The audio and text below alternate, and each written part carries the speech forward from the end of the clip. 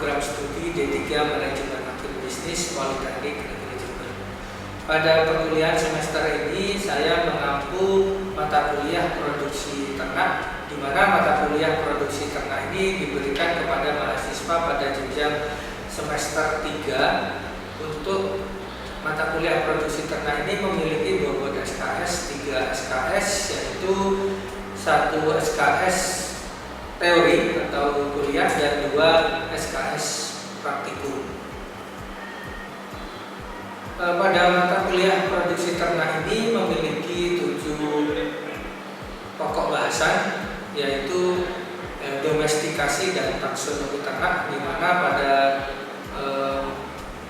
domestikasi dan taksonomi ternak ini akan memberikan pengetahuan mahasiswa tentang sejarah proses domestikasi ternak dan taksonomi atau penamaan berbagai jenis ternak. Berikutnya ada sub pokok bahasan atau topik tentang pengenalan jenis ternak dan pengenalan tipe ternak. Untuk pengenalan jenis ternak nanti ada pengenalan jenis ternak perah, kemudian pengenalan jenis ternak potong, pengenalan jenis ternak unggas, dan pengenalan jenis aneka ternak. Berikutnya ada pokok bahasan tentang teknologi pengolahan produksi ternak. Setelah itu TS ada mata kuliah tentang produk hasil ternak dan olahan, dan yang terakhir nanti yaitu tentang pemeliharaan atau tata laksana pemeliharaan ayam pedaging dan analisis usaha ternak.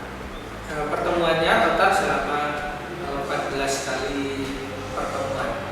Mata kuliah produksi ternak ini nanti akan diberikan selama 6 bulan atau 1 semester, di mana harapannya setelah menempuh mata kuliah produksi ternak ini mahasiswa akan memahami tentang bagaimana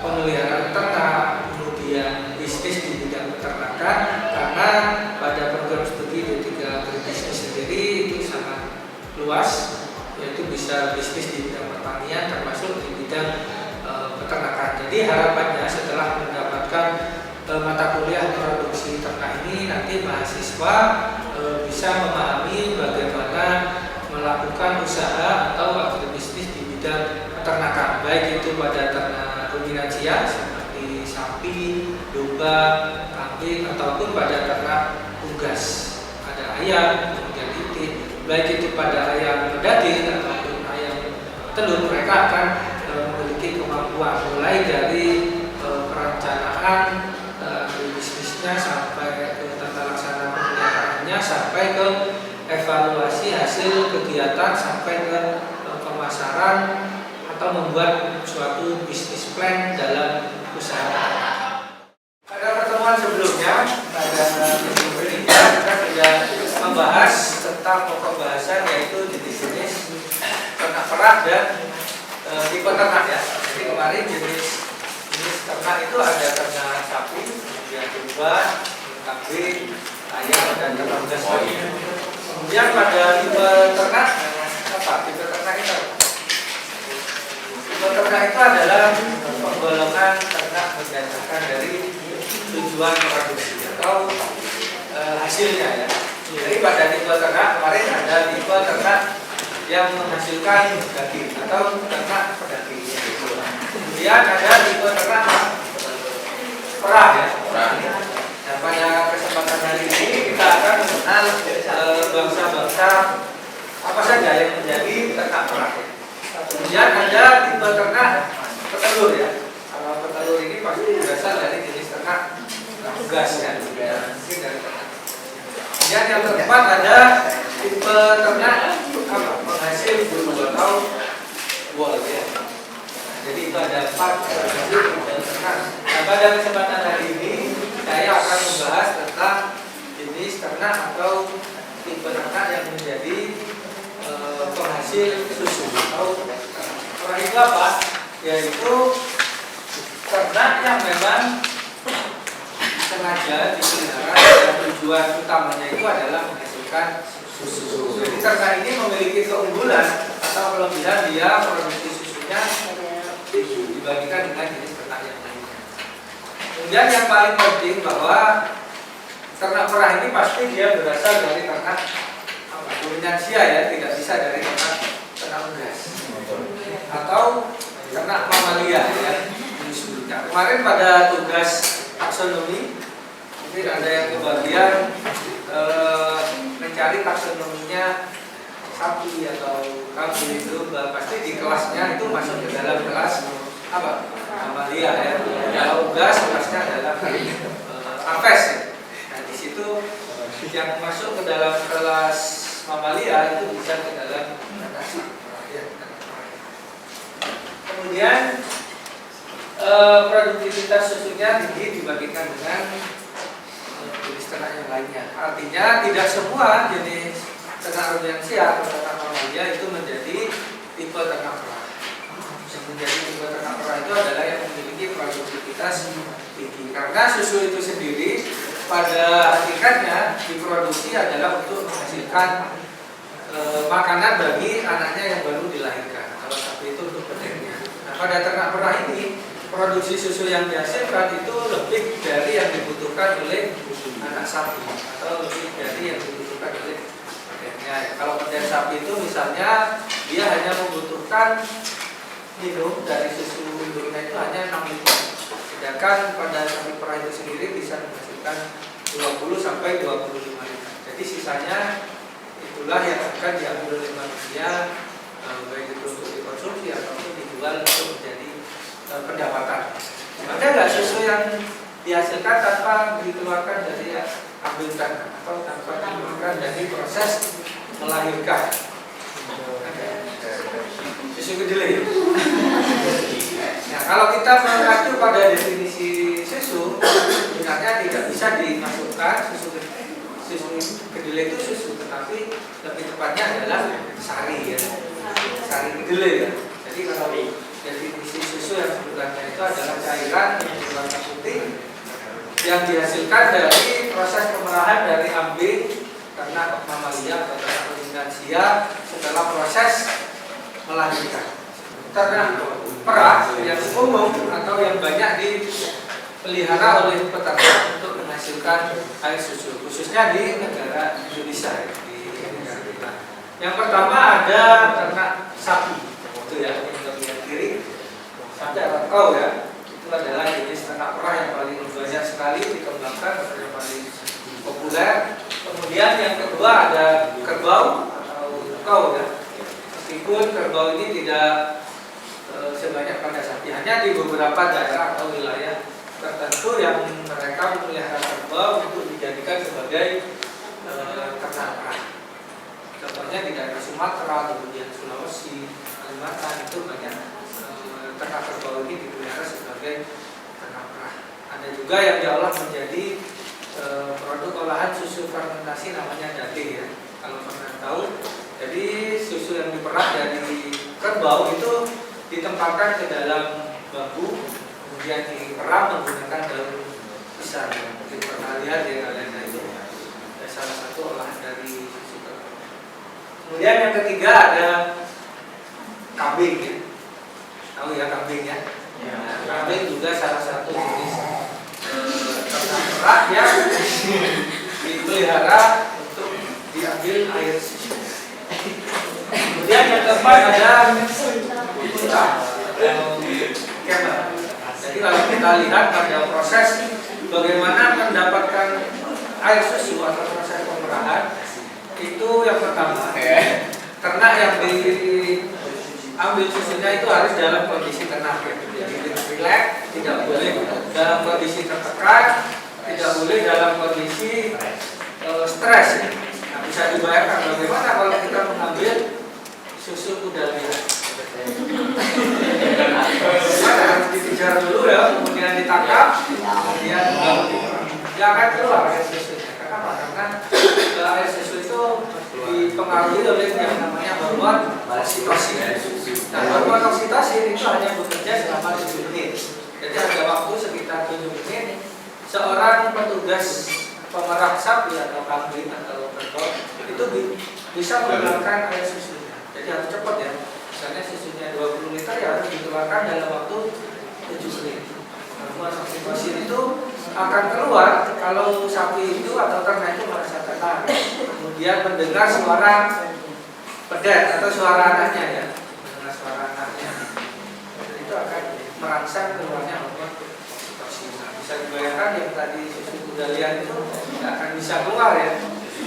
Jadi kalau dari situ saya kira tidak ada ya susu. Nah, berikutnya pada bangsa-bangsa ternak, saya jelaskan pada yang paling banyak yang dikembangkan. Jadi dari keempat jenis ternak perah tadi, sapi, kerbau, kambing, dan unta, ternak sapi inilah yang paling banyak dikembangkan. Bahkan data mencatatkan 80% ternak perah yang ada di dunia itu adalah dari ternak sapi atau susu yang dihasilkan dari seluruh dunia. Di Indonesia itu 80%-nya adalah dari susu sapi. Jadi kenapa kita banyak sekali menjumpai peternakan ternak perah itu berasal dari sapi.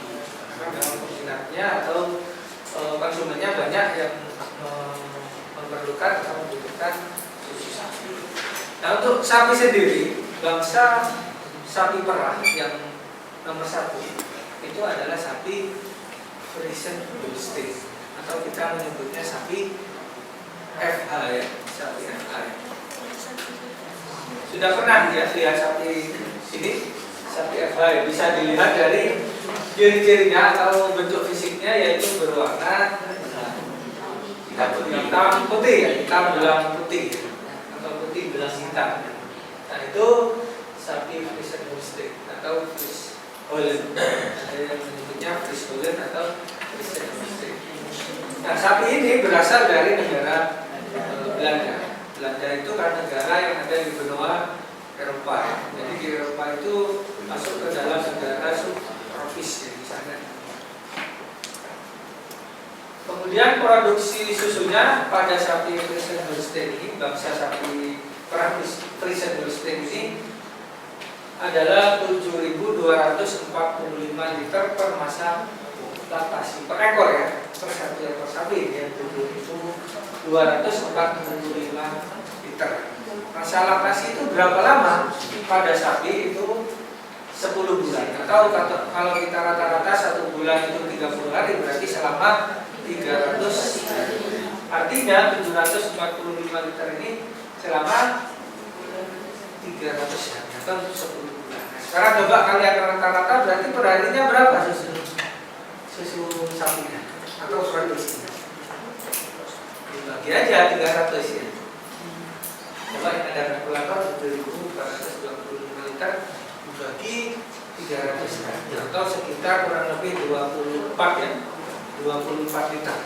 Jadi sapi Friesian Holstein yang masih asli di luar negeri ya, kalau dia hidup di lingkungan yang cocok, dingin, di negara tropis, kemudian sapinya ini masih asli ya, tidak ada persilangan keturunan, dia mampu menghasilkan susu rata-rata 24 liter per ekor, atau kalau di total selama masa laktasi adalah 7.420 ekor selama satu masa laktasi. Jadi 1 tahun itu, 1 masa laktasi dia bisa diperah setiap hari selama 10 bulan ya. Kenapa kok tidak digenapkan 1 tahun? 1 tahun diperah terus ya. Jadi ada istirahat 2 bulan yang namanya masa kering atau masa dry period. Dry period itu masa kering. Kalau masa laktasi itu adalah masa di mana ternak sapi diambil air susu atau memproduksi air susu, itu namanya masa laktasi yang berlangsung selama 300 hari atau 10 bulan. Nah, yang 2 bulan itu dikeringkan atau di dry kering ya, dry period, masa kering. Nah, kenapa kok dilakukan masa kering? Jadi masa kering ini artinya masa kering ini bukan berarti dijemur ya. Tidak, artinya tidak diambil susunya. Ya tetap di dalam kandang, ya tetap dikasih makan. Cuma istilahnya saja masa kering, yaitu masa sapi perah tidak diproduksi atau tidak diambil susunya. Apa fungsinya? Adalah untuk memberikan istirahat. Kasihan ya, 10 bulan diambil susunya terus, sampai kurus nanti ya. Jadi ada masa istirahat selama 2 bulan. Nah, masa istirahat 2 bulan ini bersamaan dengan kebuntingan atau hamil ya kalau manusia ya. Bunting umur berapa? Umur 7 bulan. Jadi masa kering atau dihentikan pemerahan itu di umur kebuntingan 7 bulan. Sampai kapan lahirnya? 9 bulan 10 hari. Jadi ada masa istirahat 2 bulan 10 hari. Dia tidak diperah, tidak menghasilkan air susu. Setelah melahirkan 2 bulan kemudian akan diperah kembali. Jadi mulainya pemerahan itu dimulainya pada saat sejak kelahiran anaknya. Kalau nggak lahir nggak bisa menghasilkan air susu. Jadi harus lahir dulu. Untuk lahir kan perlu beting. Nah, untuk beting perlu ada kawin dulu. Jadi itu tahapannya atau siklus reproduksinya. Nah itu. Yang kedua ada bangsa sapi perah Jersey. Kalau yang pertama tadi bangsa sapi perah Friesian Holstein atau FH ya, yang menyebutnya FH biasanya. Yang kedua adalah sapi Jersey. Pernah melihat sapi Jersey ini? Sapi perah. Di peternak atau di mana di industri yang memelihara sapi Jersey ini untuk ternak perah? Belum ya. Memang pada sapi Jersey ini tidak sepopuler atau tidak sebanyak pada sapi perah jenis. Kenapa? Yang pertama jelas dari produktivitasnya ya, bisa dilihat dari produktivitasnya sapi Jersey ini hanya 2.500 per masa laktasi per tahun. Kalau yang tadi sapi Friesian Holstein berapa? Bisa 7.000. Nah, kalau kita lihat bisa hampir 3 kali lipatnya ya. Nah, kok bisa sapi Jersey sedikit, sapi Friesian Holstein banyak ya? Itu memang sudah seperti itu ya. Memang diciptakan dia memiliki kelebihan masing-masing. Pada sapi Friesian Holstein dia mampu menghasilkan air susu 7.000 per masa laktasi, yang ini hanya 2.500. Sehingga tidak banyak peternak yang mengembangkan pada sapi Jersey ini dibandingkan dengan sapi Friesian Holstein. Tapi perlu diingat bahwa pada sapi Jersey ini meskipun produksi susunya sedikit, dia memiliki keunggulan atau kelebihan di dalam kandungan nutrisi susu, yaitu terutama pada kandungan lemak susunya. Jadi lemak susu pada sapi Jersey ini lebih tinggi dibandingkan dengan sapi Friesian Holstein. Nah, kandungan lemak susu itu sangat berpengaruh terhadap proses pembuatan mentega. Jadi kalau ada perusahaan yang dia memproduksi untuk membuat mentega, nah itu yang bagus adalah susu yang memiliki kandungan lemak tinggi, sehingga dipilihlah sapi Jersey ini untuk kalau dibuat mentega, misalnya dari produksi sapi Friesian Holstein sama Jersey ini lebih bagus atau banyak terjadinya adalah pada sapi Jersey. Yang ketiga ada bangsa sapi Guernsey. Kalau tadi sapi FH itu dari Belanda ya, Guernsey itu dari Jersey itu dari Prancis ya, ini dari Inggris ya. Nah, dari tiga tersebut rata-rata berasal dari negara subtropis ya, dari Eropa Selatan. Apakah ini semua sapi perah berasal dari negara subtropis? Jawabannya memang kebanyakan adalah berasal dari bangsa sapi subtropis ya. Atau kalau kita lihat di spesiesnya masuk ke dalam apa? Bos Taurus ya. Bos Taurus itu adalah sapi-sapi yang berasal dari negara subtropis. Jadi mulai dari F, Jersey, Guernsey ini adalah sapi-sapi ke dalam kelompok spesies Bos. Nanti untuk materinya bisa saya share ya. Yang keempat dan 5 yaitu ada sapi Brown Swiss. Sapi Brown Swiss ini masuk ke dalam sapi perah yang memiliki produktivitas cukup tinggi yaitu 300 liter masa laktasi tahun. Kemudian dari postur tubuhnya bisa dilihat atau dari namanya ya bisa terlihat brown Swiss. Brown itu apa? Coklat ya, coklat. Jadi sapi coklat yang berasal dari Swiss. Kemudian ada Ayrshire. Ayrshire itu hampir sama dengan Guernsey tadi ya. Ini dari Skotlandia, produktivitasnya itu 3.500 per liter per masa laktasi.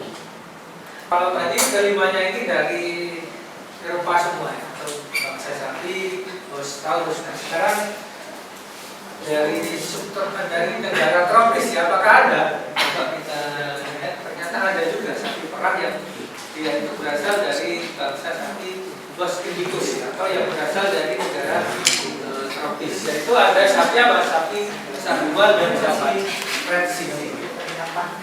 Ini berasal dari negara India dan Pakistan. Kita ketahui bahwa negara tersebut ya hampir sama dengan Indonesia ya. Mana sih?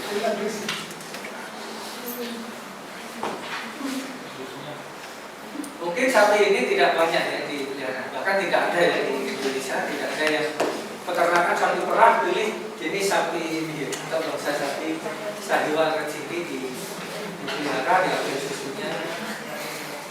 Tidak ada ya kita temui ya. Yang banyak yang pertama tadi ya apa Friesian Holstein yang dari Belanda ya. Kalau kita lihat di sejarahnya memang kita kan pernah dijajah oleh Belanda ya dulu ya selama 300 tahun. Jadi pada saat itulah bersamaan dengan masa penjajahan itu masuk juga sapi Friesian Holstein ya. Awalnya memang sapi Friesian Holstein itu dibawa oleh Belanda untuk memenuhi kebutuhan susu. Kan orang Eropa, orang Belanda itu suka minum susu ya, sehingga sapinya dibawa juga ya di sini untuk dipelihara, kemudian diambil susunya untuk dikonsumsi oleh mereka. Belum Indonesia masih belum. Kalau di Jember kita lihat di daerah Rembangan ya, kalau pernah ke Rembangan di Rembangan itu dataran di sana kondisinya sejuk, dingin, hampir mirip dengan Eropa ya, tapi lebih dingin di sana. Sehingga kurang lebih paling tidak bisa beradaptasi. Jadi Belanda dulu pernah mengembangkan sapi perah di daerah Rembangan. Bahkan sampai saat ini kalau kita pergi ke hotel Rembangan, kalau dari sini sebelah kanan itu ada sapi perah. Itu adalah sisa-sisa peninggalan karena pada saat itu Belanda mengembangkan peternakan sapi perah. Pada kambing sendiri yang banyak dikembangkan menjadi ternak perah yaitu pada bangsa kambing Etawa. Kemudian yang kedua ada bangsa kambing Senduro. Untuk kambing Etawa ini sebenarnya dia berasal dari negara India, tempatnya di Jakarta. Kalau yang Senduro itu berasal dari daerah Lumajang. Karena di sana itu banyak dikembangkan dengan disilakan dengan kambing lokal. Kemudian dari hasil persilangan dari kambing Etawa dengan kambing lokal yang ada di daerah Senduro inilah muncul ras kambing baru yaitu ras kambing Senduro yang sudah dipatenkan atau dijadikan nama ya oleh Kementerian Pertanian pada tahun 2012 menjadi ras kambing Senduro. Ya sama dengan ras kambing Alugise. Senduro itu kan kecamatan yang ada di Kabupaten Lumajang, tepatnya di lereng Gunung Semeru.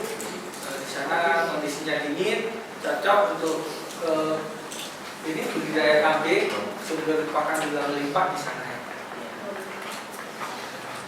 Pada kambing ini tidak banyak ya produksi susunya. Rata-rata per hari hanya maksimal 2 liter. Jadi kalau sapi bisa 24 liter tadi ya. Kalau kambing hanya 2 liter. Satu ekor kambing rata-rata bisa menghasilkan air susu sebanyak 2 liter atau 1 liter per hari.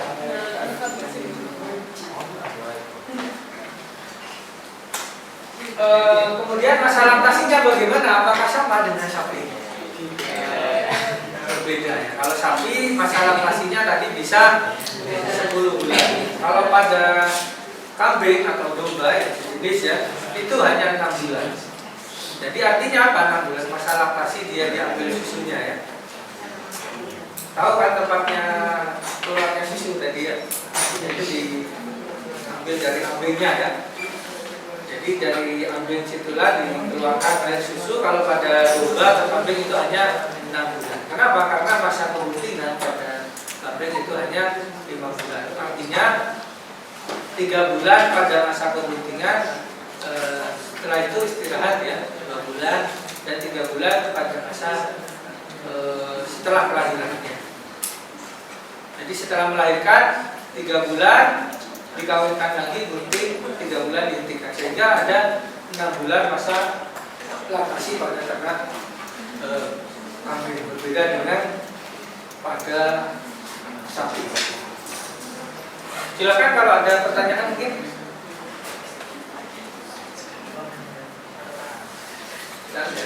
Sudah jelas semua berarti. Kambingnya sapi ada berapa? Kambingnya sapi ada berapa? Ada 2. 4. Itu sapi. Kirain kambing. Jadi kalau kambing itu adalah yang tempat penampungan susunya itu ada 1. Yang 4 itu adalah tempat keluarnya atau puting namanya ya. Salah bahwa pada sapi itu ada 1 ya ambingnya untuk memproduksi susunya, tetapi untuk tempat pemerahan atau keluarnya susu itu ada 4. Kalau pada kambing atau domba ada 2. Baik, selanjutnya pada jenis ternak kambing ada kambing apa? Sanen. Sanen ini juga cukup populer untuk dijadikan sebagai ternak penghasil susu. Bisa dilihat biasanya pada kambing sanen itu pada bagian janggutnya. Kemudian telinganya berdiri ya, berbeda dengan yang tadi ya pada. Nah, pada ini telinganya dia menggantung pada kambing tawa sama sumurlok. Kalau pada kambing sanen dia berdiri. Kemudian kepalanya cenderung berdiri. Produktivitasnya, kalau itu ada koreksi ya, jadi produktivitasnya bukan 3.000 tetapi 300 ya. Kalau 3.000 yang bersama dengan sapi tadi. Jadi kalau pada kambing itu hanya 300 sampai kambing sana. Kemudian pada kambing Alpine yang keempat, dia berasal dari Swiss ya, tempatnya di Alpine dari Swiss. Produksi susunya bisa mencapai 600 liter per masa laktasi.